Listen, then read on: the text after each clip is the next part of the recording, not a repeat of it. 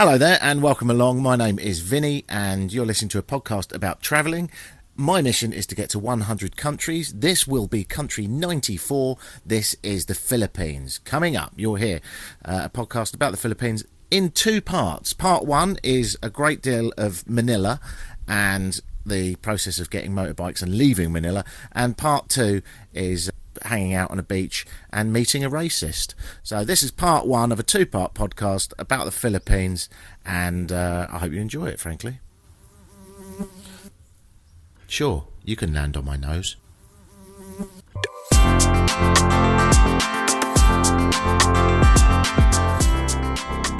Hello and welcome. I'm going to start this podcast quite quietly, and you'll see why in a second. I am in Brighton in the south of England, and I'm staying at my friend's house, and he's got a bit of money. Henceforth, he's got his own part-time Filipino cleaner, and the cleaner is a lovely, lovely lady called Gloria, and she is from the Philippines. I'm going to the Philippines now. My bag is packed, and I'm just about to leave for the airport, and I thought before I go, to start this podcast, I will ask my friend's Filipino cleaner one piece of advice about travelling the Philippines. So let's see what she says. And then once I've talked to her, the next bit of audio you hear is going to be me in the Philippines. Let's find out. Gloria? Yeah. What is one piece of advice you'd give to anyone that's going to the Philippines? You can talk to people, you say. Yeah, it's like that. But you have to be careful about the money, because sometimes a lot of people they stitch you up. Yeah, that's the thing, number one, of that money.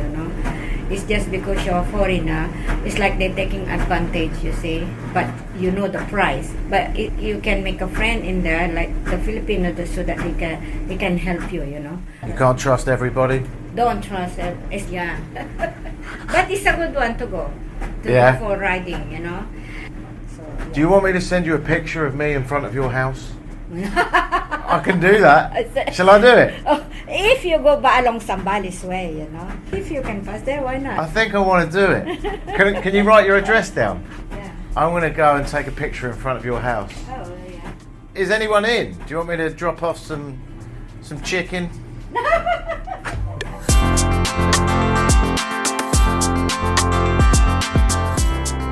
Hello and welcome to the Philippines. That's where I am. And I'm standing up and I am jet lagged to fuck. Welcome to the Philippines.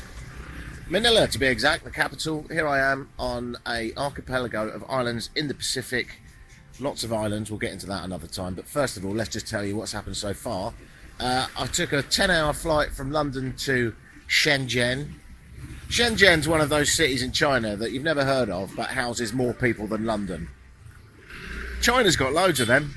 It's got mega cities hidden in the crack of its geographical arse-anus. After Shenzhen, it was, I can't remember, I think it was 2.5 hour flight to Manila. So once you've got to Shenzhen, you've very much broken the back of it. China was weird. I mean, I'm obviously not counting it as a tick-off because I didn't even leave the airport, but it was a bit weird. Everyone had little boxes to translate. I went into the air lounge thinking I had access. I had this pass thing. And I said, hello, I've got this pass thing. And they just spoke into a box in Mandarin. And then the box spoke at me and said, I'm sorry, your pass does not work here. So I couldn't get into the air lounge because, I'm sorry, my pass did not work there. So that was fine. Then I went to a restaurant and there was a man complaining. I couldn't hear him, but it was very obvious. He was a Western man, and he was obviously complaining about the fact that his wine glass had lipstick on it. So he called the waiter over, and you could see him mouth, I would imagine, hey waiter, sorry to bother you, but this wine glass has got lipstick on it. And the Chinese guy talks into his box, and the box presumably says, what seems to be the problem? To which the guy says, well, I've got a wine glass here with lipstick on it.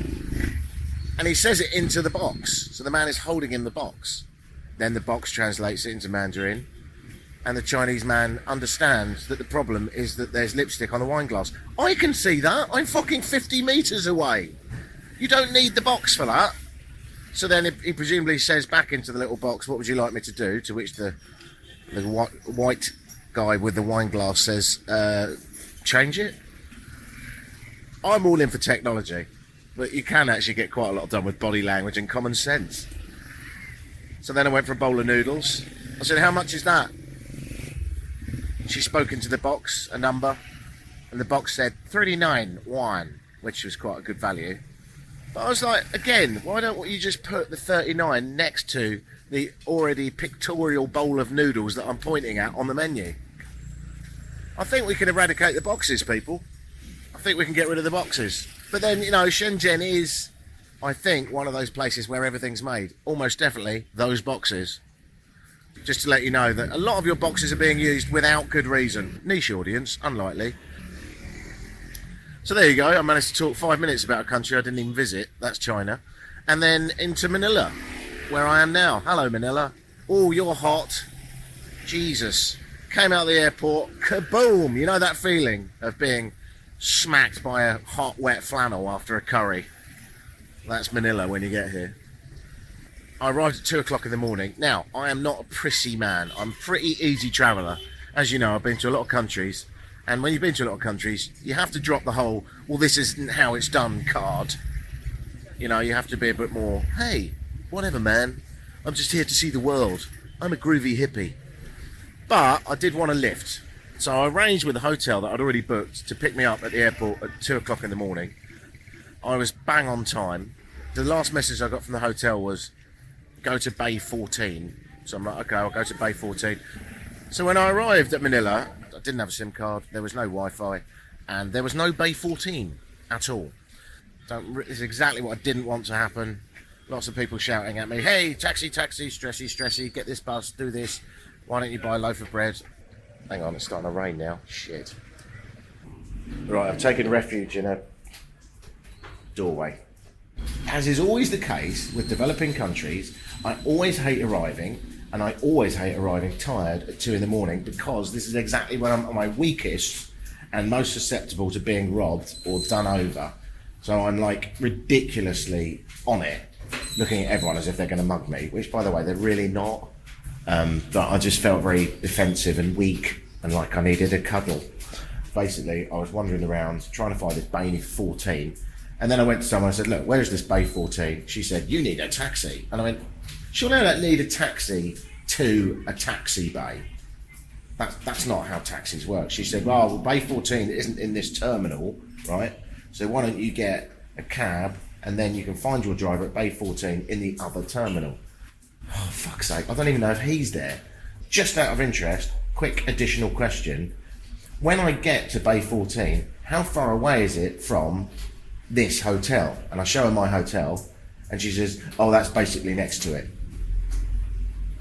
Okay, so just to confirm, you want me to get a cab to another terminal, get into a cab that's going to take me to a hotel that you say is next to where the cab is now, if he's there. This is shit. So I said, fuck this. Went to a cabbie, jumped in that, got to the hotel. Lo and behold, there's a little lady waiting for me. She says, aren't you supposed to be at Bay 14? I said, right, it's 2:30 in the morning. I don't give a shit where Bay 14 is, but it's definitely not in the terminal I got off. Oh, did you get off at Terminal 1? Yes. Oh, we didn't know that. You did. I sent you all my flight details. Yeah, but you didn't send the terminal. Could have looked it up. Yeah, but we didn't look it up. I know you didn't look it up. That's why this is happening. She goes, you were not going to believe who's on the phone. Who's on the phone? It's the taxi driver. He's at Bay 14 waiting for you. Okay, we'll tell him, sorry, but I'm not going to come because he went to the wrong terminal. Okay then. And she smiled and laughed in that sort of, I'm slightly embarrassed, but I'm not going to say sorry way, and gave me some keys to my hotel. So I got in, really, I think it was probably about 3 o'clock in the morning by the time someone just got stabbed. They didn't. I got in at 3 o'clock in the morning and went to bed. And look, get used to it. It's a developing country. You know, it's always the same, isn't it? It's like noise is a sport. I think I might be upsetting that dog.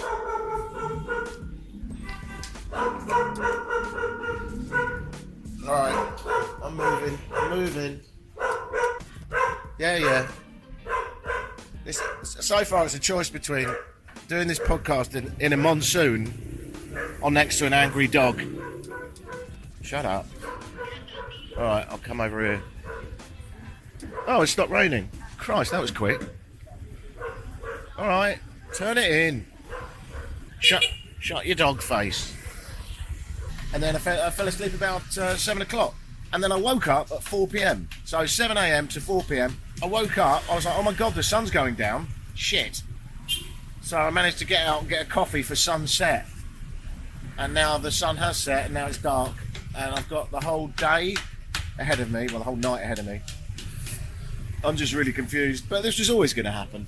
It's going to take a few days to adjust for this one. What can I tell you so far? Lots of people on mopeds, not wearing helmets, lots of traffic, lots of noise, lots of mopeds that have been extended with like bolt-on sidecars and turned into taxis.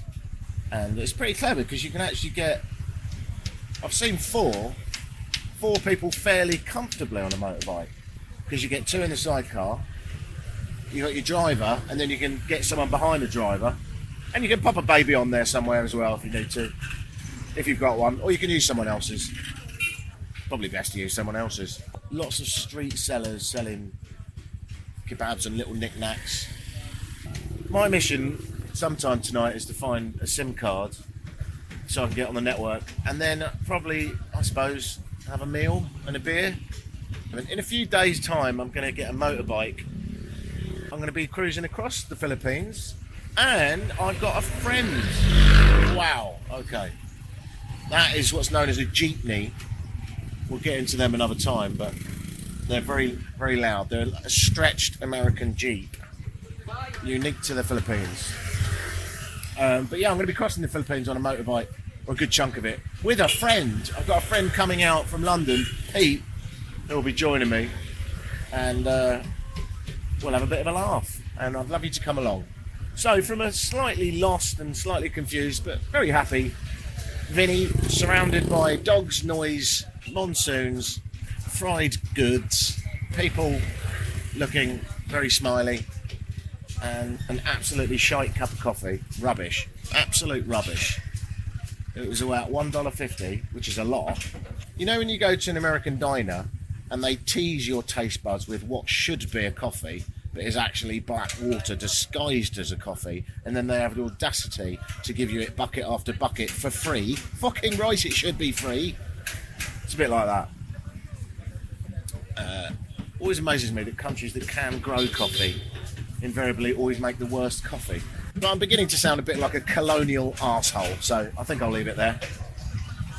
It's a bit of a curse being British sometimes, because you make observations and you just sound a bit like your great granddad who used to do deplorable things.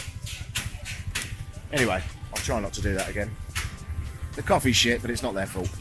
Nope, that sounded patronising. I'll leave it here. More reporting soon from the Philippines.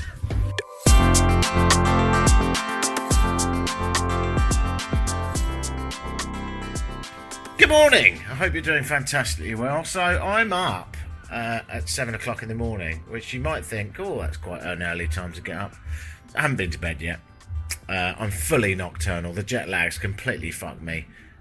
I think, or at least my body thinks, that I should probably be going to bed fairly soon, which is, funnily enough, exactly what I'm going to do. I'm listening to my body. I went for a beer at, 4:30 in the morning. Apparently there's 24-hour bars here. Rock-a-doodle-doo. Interesting experience. I had a beer and then I was like, I think I really want a whiskey. And she said, well, you can have a bottle of whiskey. And I went, look, mate, I mean, I've got problems with sleep and I quite like booze, but I think that might be a bit much. And she said, no, you can only have a bottle of whiskey or a beer. I was like, what happens if I want a whiskey in a glass? Can we do that? She's like, no, bottle only. Fuck it, that's mental. What? So I managed to negotiate a can of Jack Daniels and Coke. Yes, a can of Jack Daniels and Coke. Absolute horseshit. Yes, mate, I'm not going to buy your sausages. So I come back to the hotel room, close my eyes, 6 o'clock in the morning, all fucking hell breaks loose. You're out to land at the airport or take off at the airport at 6 in the morning. So 6:01, a jumbo jet took off, and then, which the airport's not far from here, and then all the traffic started, and then your man started shouting, "Yabba babba babba hawa," which any second now he'll shout again. I mean, you tell me what I've got wrong about that sentence. I've heard it a few times. Please hold while I wait for the man to shout the thing. Should mention, by the way, the windows aren't open. I want the aircon on, so the windows are closed. I wonder if he's selling the thing that he keeps shouting about. I wonder if he's selling a pint of yabba dabba doo bida bida haba, or a punnet of yabba da hey nahana. There he is. On cue. I look back at that time in the bar, just an hour ago or whatever it was. There was a great moment of solemnity. Because now, looking out the window, it's just bonkers. 100 mopeds, 100 cars, travelling down a road that doesn't fit 100 of either of them. Squeezing, beeping, honking. An ambulance with his emergency lights on, parked up. Is he having a fag, or is he saving a life? I don't know. And someone playing La Bamba, which I didn't expect. I mean, we'll probably get into the Spanish roots of this country, but bit ahead of the game there with the old La Bamba. Despite my moaning, it's really good. It's really good. I just need to make sure I get up today before the sun goes down.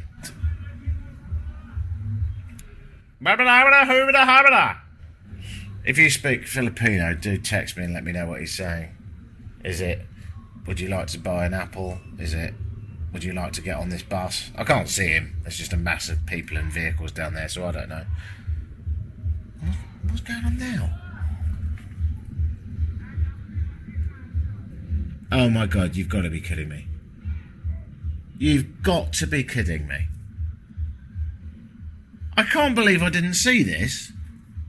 Can you hear that sort of faint music and the occasional hey, hey, hey? I've just pulled the blinds back because now I'm taking life a bit more seriously. There's 60 people dancing to a sped up version of Lady Gaga in gym gear. Perfectly choreographed. Left arm up, right arm up, shimmy shake, back leg, front leg, turn it round. We haven't got back legs and front legs, don't get too focused on that. Give it a woohoo. Yeah. Imagine a K-pop video where everyone looks good but worryingly young. Yeah, I'd say it looks a bit like that, but there's 50 of them. And a complete lack of men. I think they're all women. I haven't got my glasses on, so I have no idea if they're attractive, but frankly, bed's calling. They've just got up, haven't they? They've just got up and they're living their life. This is their morning workout. They're going to make something of their life now. One of them's going stark raving bonkers over there. They're all wearing blue shirts. I don't know if that's relevant, but apparently it's some sort of organised thing. I wonder if they do this every morning. Great way to start the day. I don't think I've ever felt so opposite the country I'm in.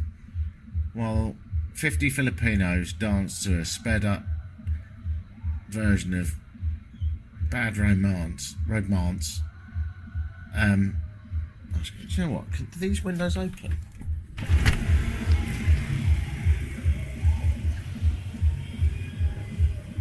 It just doesn't sound any better, does it? It just sounds a bit more motorbikey.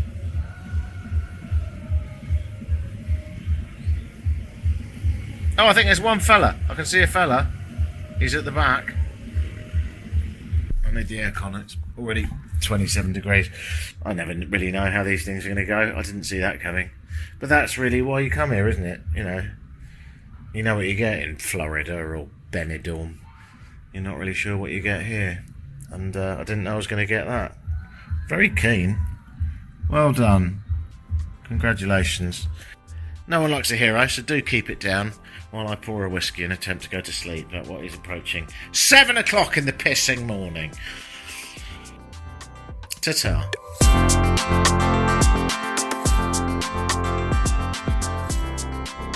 So let's get some basics done, and we'll start with, hey, what was the population in 1950? And the reason I start in 1950 is because it was about 17 million. What is it now? It is 100 million more. Yeah, 1950 there was about 17 million, now there's about 117 million. So, you know, the Catholics. Was it always Catholic? No. Are there loads of other Asian Catholic countries? No. Wasn't it something to do with Spain at some point? Yes. Tell me more about that. I'm trying to. Let's start with the early history. Pre-colonial period, Philippines, originally inhabited by various ethnic groups. They were called Austronesian people, and they were hunter-gatherers who later learned to farm. Pretty much like everyone else. Okay, so far, so good. Fast forward a bit and let's have a little looky-poos at the 10th century. Filipinos, not that they were called Filipinos at the time, were trading with China, and by the 12th century, Arab merchants introduced Islam to the region. They'd already successfully done this, of course, in not that far away Malaysia, and they'd had a good crack at the whole of the Middle East as well. But what was going to happen next? Well, let's pretend that we're looking out to sea over the great, wide, idiotically enormous Pacific Ocean, and it's 1521, and we're sat there with a nice coconut milkshake, which I presume I don't want to get too bogged down in this, but I presume we're drinking out of the coconut because plastic receptacles had not been invented. I'm getting too bogged down. 1521, you look out and you see a boat. Ooh, that's a big boat. That looks far more technologically advanced of all the rafts and stuff that we've been making around here. Who's that fella? Tell you who that is. Ferdinand Magellan. Now, he wanted to claim the islands for Spain.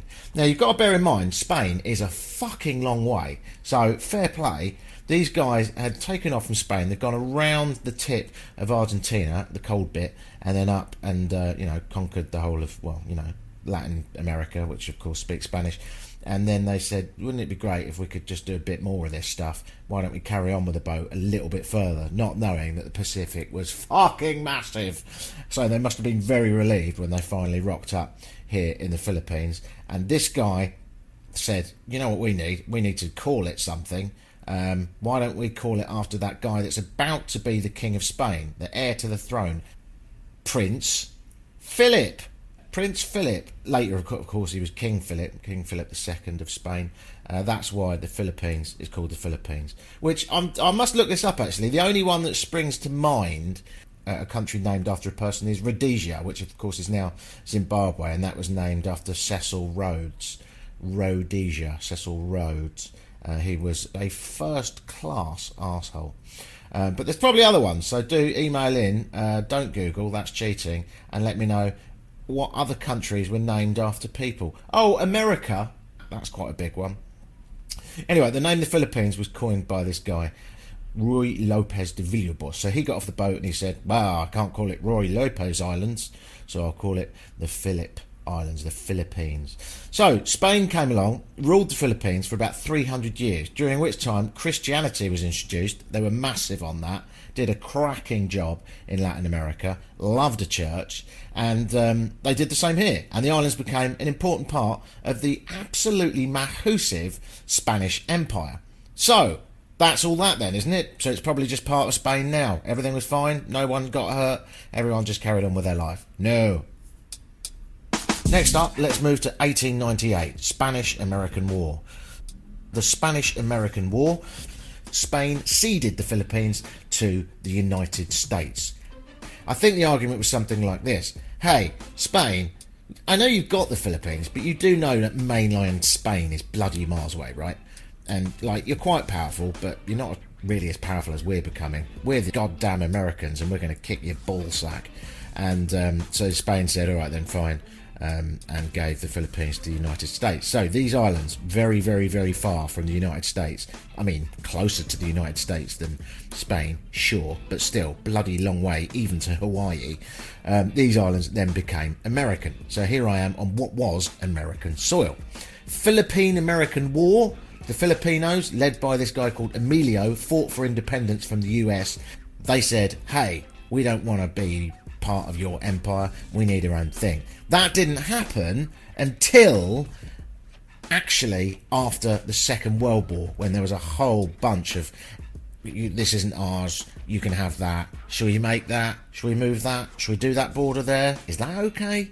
You know, the whole, let's make Pakistan and India, and let's put Israel there, and all those decisions which have all gone swimmingly well and everyone seems very happy with. All of those decisions tended to come after the Second World War, when everyone was like, right, let's not ever do that again, let's try and have peace by carving up nations in a way that seems probably appropriate, unless of course you're on the ground and you have knowledge of the tribal and aboriginal cultures that go on there.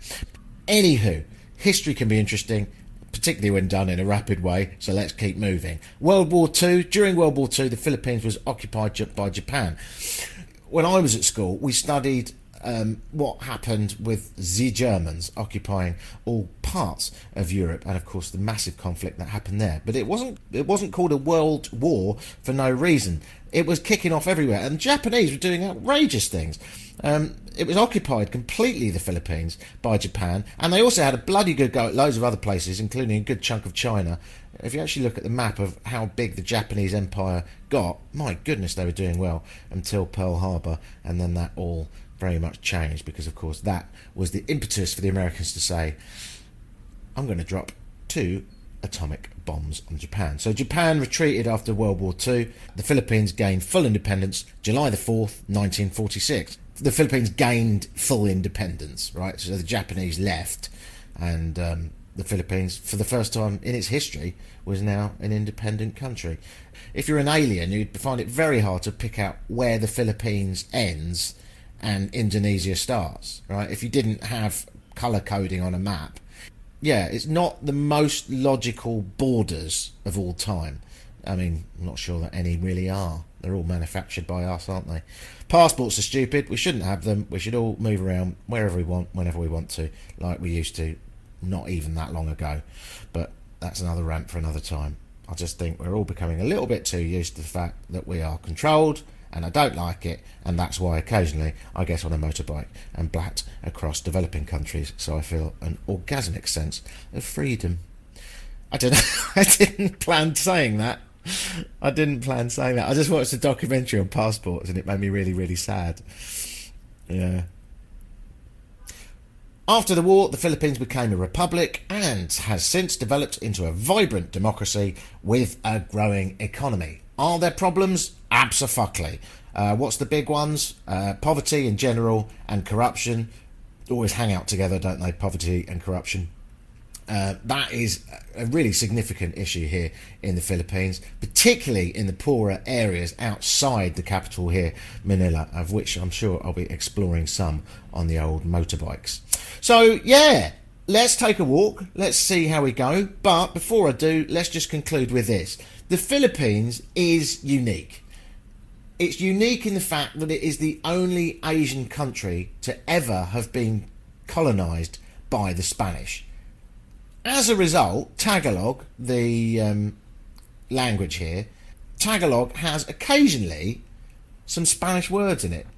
A shout back to when the Spanish ruled these lands. Don't run away with the fact that everyone looks like they're Spanish, by the way. It's not really like that. You've got to bear in mind that a lot of people came from Mexico, probably against their will, I would suggest. Some, the rich, I would imagine, came from Spain, but then lots of other people have come from various other parts of Asia. So, yeah, you know, it's a pretty unique place. Let's go and explore more of it. My name's Vinny. I think it's time to get out. It's time to get out. I'm getting itchy feet. So let's take a walk.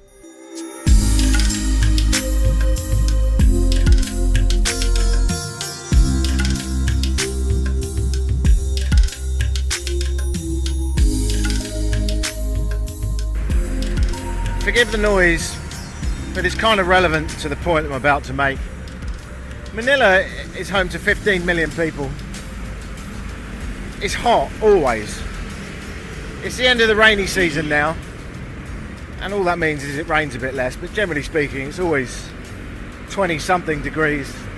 Right now it's about 31, even though it's the end of the day. I'm walking underneath the super elevated highway. and underneath that highway is another road full of very loud traffic. Air pollution is horrific. The noise pollution is horrific. There's people urinating in the street, guys going up the wrong way on the roads, on tuk-tuks, people dicing with their life, running through traffic to try and get to the other side. You feel like you're in one of those dystopian movies when you walk around Manila, because it's awful. It's a terrible place. I feel sorry for the 15 million people that have to live here. Alright, so right now I'm thinking I think I need to just have a bit of solace. I need some rest. Alright, away from this endless traffic. There's a guy with a tuk-tuk that's broken down. He's underneath it, covered in oil. He's stressed. There's a street dog sniffing up my leg. It's just endless shouting of people buying fatty, unhealthy fried chicken covered in goo. And in amongst it all, there is a chicken, weirdly. A live one. I don't know how long he's got left. And there's a man hanging on to it. There's a man hanging on to the back of a golf cart there, barking like a dog. I don't know why. Maybe he's got rabies. A lot of the capitals of these developing countries, they're where everyone floods, but there's just no planning, and because of corruption and a lack of forethought, you just don't get the amenities that you get in the rest of the world. For example, I want to take refuge in a park. I look on Google Maps for a bit of green space. There isn't any. It's all been built on. This is endless. It is relentless. The only peace you're going to get is back at your hotel room, which is why I have noticed that I've been spending a considerably long time in there. And now I know why. It's just so fucking intense out here that it just melts your brain. Now we've got a police escort coming through of some government dignitaries.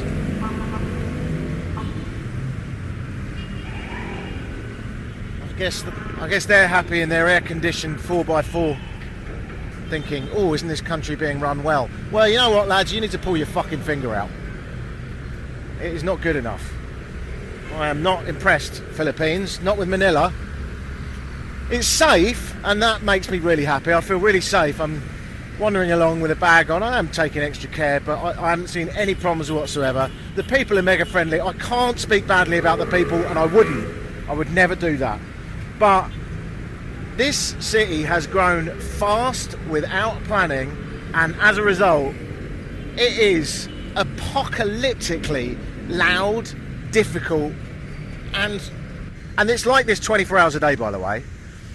But where's the fucking underground train? Yeah? Where's the sky rail, like they've got in Bangkok, for example? Where is the infrastructure for public transport? There isn't any. It's fend for yourself, good luck, mate. It's we didn't know we were going to grow this fast this soon, and now look what we've done. And I can't see how they're going to get out of this situation. I've never been to Dhaka in Bangladesh, but from the documentaries I've seen, this can't be that far away from that. There's traffic jams you could get stuck in for days here if you get unlucky. I was never coming to the Philippines to come to Manila, and I had a friend of mine who said, get the fuck out of there as soon as you arrive. I'm probably overcooking it by hanging around for the best part of a week, but I've got to wait for a buddy, and I didn't want to leave town without him. So, yeah, that's what I'm doing. It is quite funny. Like, it is so relentless that it is actually quite humorous. Like, the maddest day in London doesn't come close to this level of bonky tonk.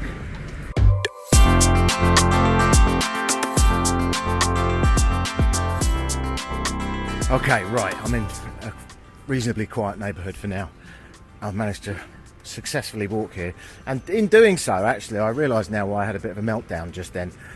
Basically, I realise now that even Manilans don't tend to walk from neighbourhood to neighbourhood. It's hard. There's lots of underpasses, guys urinating in the street, stray dogs, all that other stuff that I sort of mentioned. and it's just really, really difficult to navigate your way across these giant highways in some case that divide neighbourhoods. A bit like some of the problems they have in North America. As a result, once you're in a neighbourhood, like this one for example, I don't know where I am, but it seems alright, it's fairly easy to walk around. It's just, Manila itself is one of the least walkable cities I've ever been to. I realise now that probably I should have just jumped in a rickshaw, a moto rickshaw, and got on with it. You know, told him where I want to go. But that's the thing, when I come to a city, I do like just sort of wandering around, taking it in. That's fucking hard to do here, man. Really hard.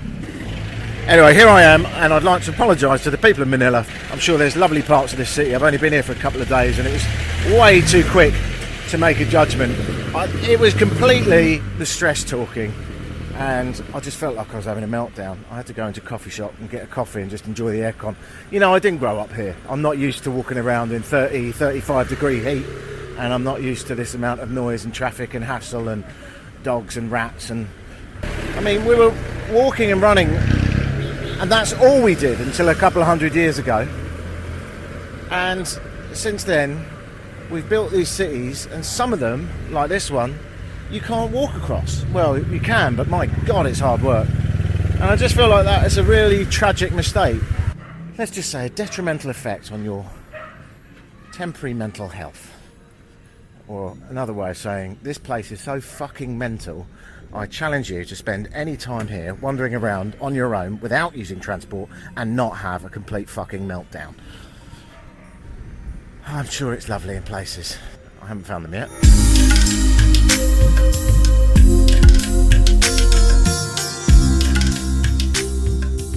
Hello and welcome along. You might remember this man if you listen to the Nicaragua podcast. He's my mate from London. His name's Pete. Hi, Pete. All right, mate. How you doing? Hello, Governor. Hi, listeners.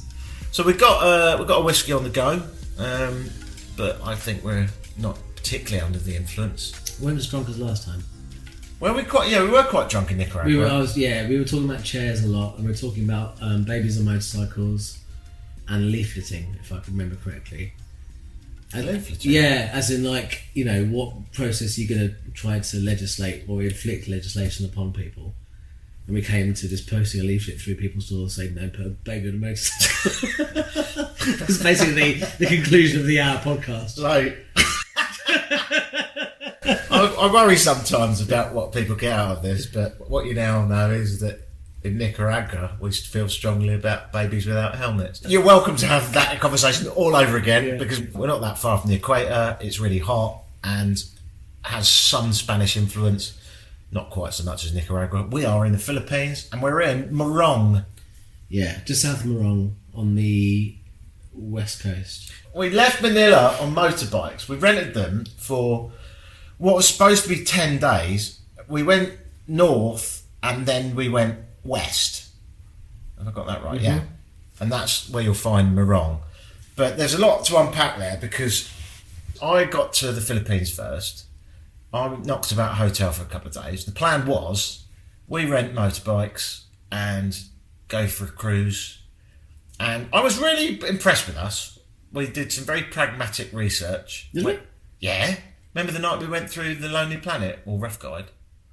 I don't actually know. And we Oh no, we're here. Yeah. We didn't do it beforehand, and I think had we done so beforehand, the trip wouldn't have looked like it's looked.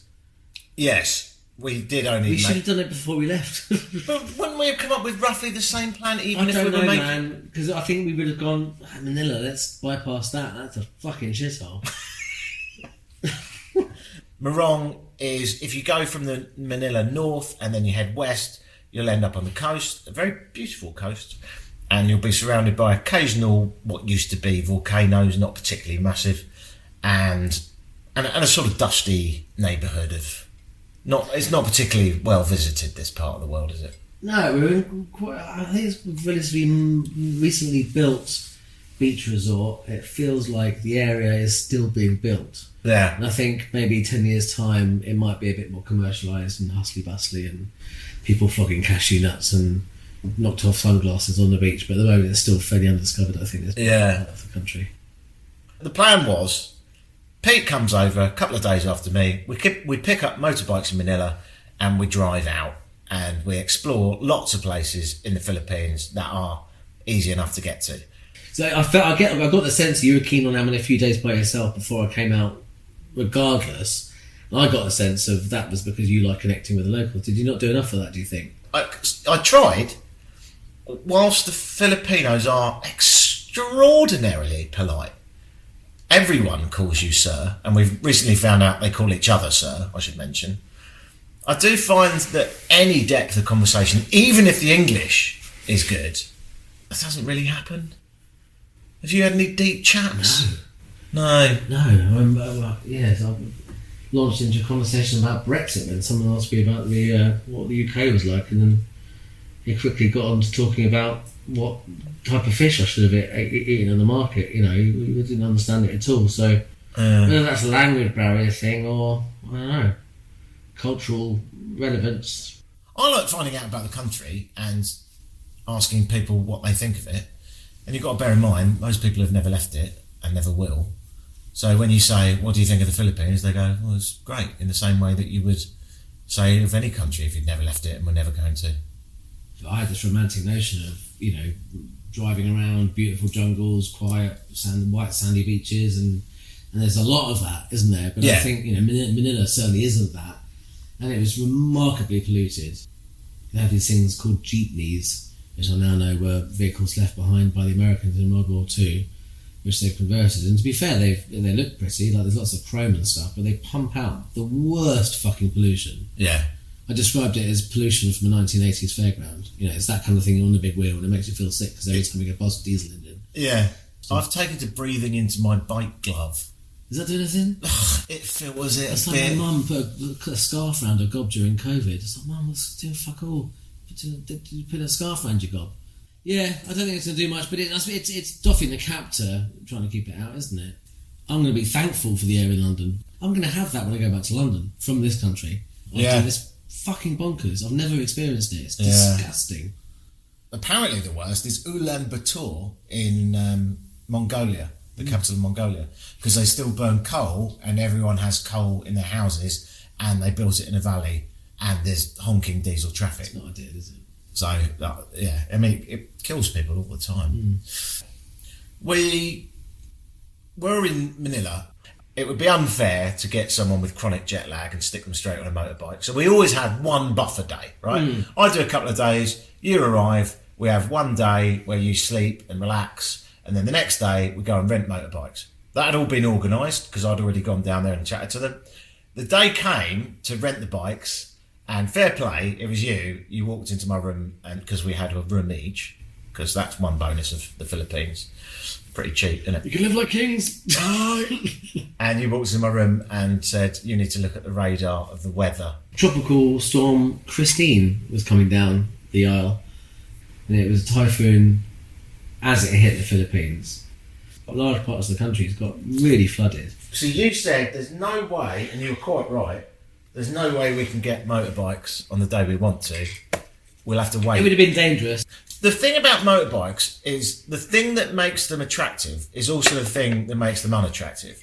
Like, the good thing about motorbikes is that you really feel like you're in the country. There's nothing between you and the rest of it, and you really feel like you're at one, particularly in a country where everyone rides motorbikes, often with bolted on sidecars with babies on the front. Babies on the front, or babies inside. Did they not get the leaflet? So you rightly said there's no way we're going. You're absolutely bang on. So we waited 2 days. We thought, well, if we're going to stay in a hotel, let's get a better one. So we moved hotels, which is nice because we kind of moved away from the Skyway, which is this motorway that's been built over the top of the city really recently. And you think, without that there to alleviate the congestion down below, what was it like? Yeah. I mean, walking down the street, you could barely breathe. Yeah. So it was nice to get out of that part of town into a slightly leafier suburb. Dramatic storm, lots of thunder, lots of lightning. We braved it to go and get a meal. Very tropical downpour, wasn't it? Yeah. And power cuts whilst we were, which was unfortunate because it was one of those restaurants where you had to cook the food yourself And my policy on that, previous to visiting that restaurant, was, well, if I'm going to a restaurant, I want the fucking food cooked for me. But it was actually quite nice, wasn't it? It was a lovely hot pot. Yeah. Apart from the electric shocks that I kept getting. that aided my entertainment. Big vat in the middle of the table, and you throw in all your veg and your meat, and it cooks up. You chuck in some noodles. Do you think you were the cause of the power cuts? I hadn't thought of that. You might have been. You were getting electric. So you were earthing the entire neighbourhood's Yeah, power mate, system. I was thrown across the room a couple of times. Yes, and that wasn't just the blow-offs. And I said, I said to the staff, I said, I don't want to be difficult, but I keep getting thrown across the room. Like Michael J. Fox out of Back to the Future. Yeah, the opening scene. And they said, yeah, well, just don't touch any metal. And by the way, you weren't here a minute ago, but I just went to 7-Eleven to buy a cheeky little bottle of whiskey, and a bloke a Filipino guy got a proper electric shock off the fridge, and his friend opened it with his foot. And I said, sorry, just to be clear, do you guys get a lot of electric shocks from various things? And he goes, yeah, it's the Philippines. Also, was he wearing wellies? Correct me if I'm wrong, but surely the foot is as conductive as the hand. Crocs. Ah, The great great... once again proves its worth. Yeah. Croc naysayer over Croc here. conversion. Vinnie White. I've always said that Crocs are the most repulsive thing in the world, which they are, but I have seen a use, because you can open fridges with them without electric shocks, and you've taken to wearing them on the motorbike. Well, this probably leads on to the point at which we hired our bikes. So after the first 2 days of hunkering down in the nicer hotel, we eventually got the bikes and then started heading out of Manila.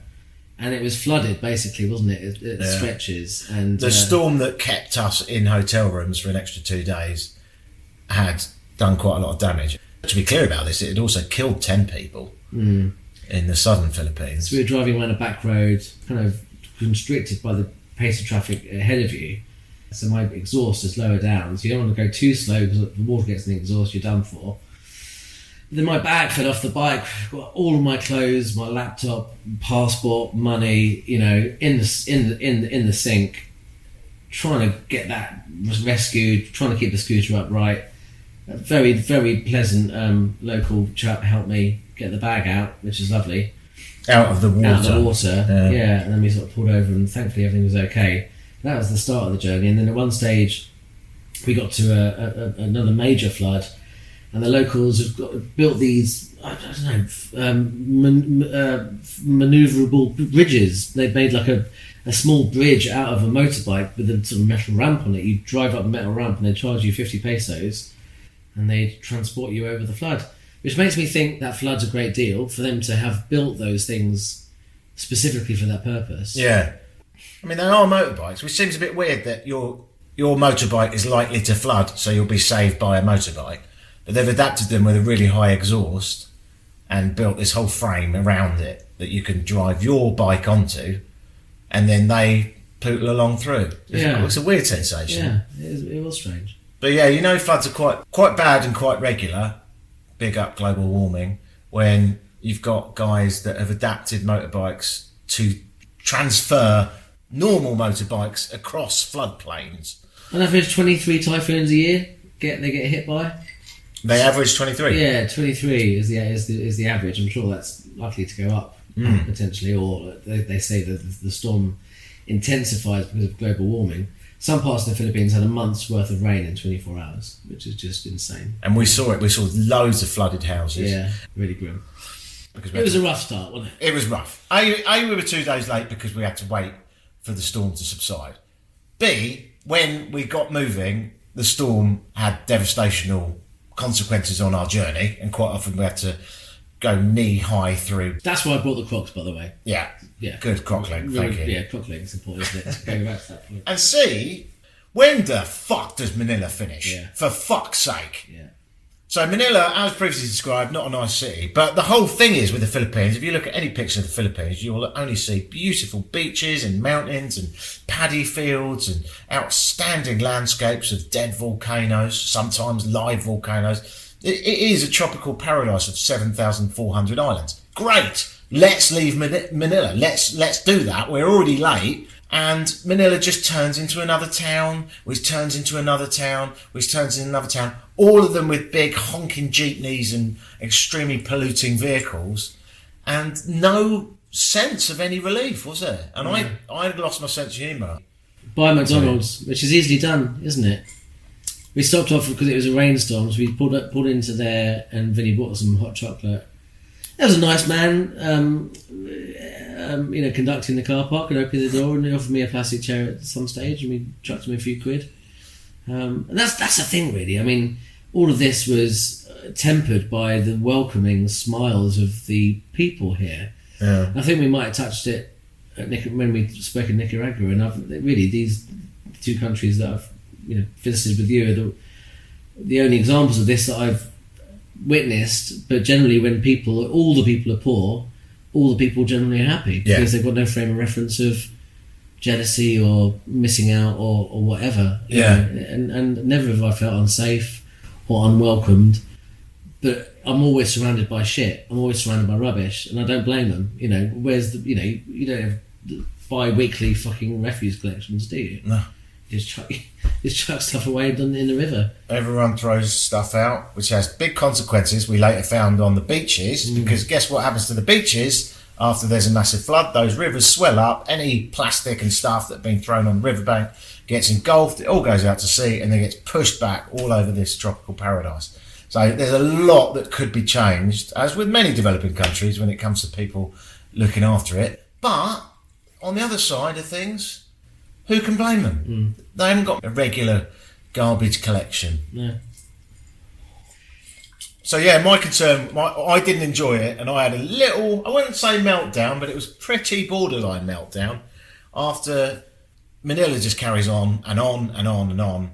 And after, I think it was a 6-hour drive, I started seeing a couple of fields, and then suddenly I think we hit a town called San Fernando, where we're suddenly back in the rest of it, really, really polluted. And I was just like, where's the fucking beauty? Where is it? Well, that's why people fly into Manila and quickly fly out to go to one of those beautiful islands. Yeah. Which we could have done, but it wouldn't have been as an adventure. And I think we're not finished the journey yet, but I think we've scratched the itch enough of, which I'm sure we might come on to, of the beauty and the splendour and the tranquility and the jungle and all that kind of stuff to get a sense of what this country is. It isn't just a sprawling metropolis of jeepneys and pollution and rubbish. Yeah.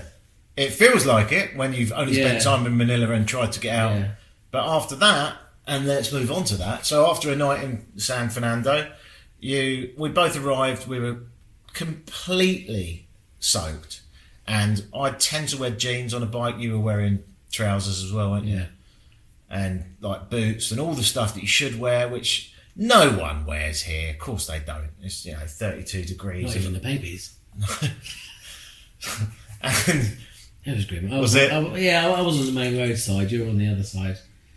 It's just like the national hobby is honking their horns. And I was trying to sleep and hearing these rhythmical honks, which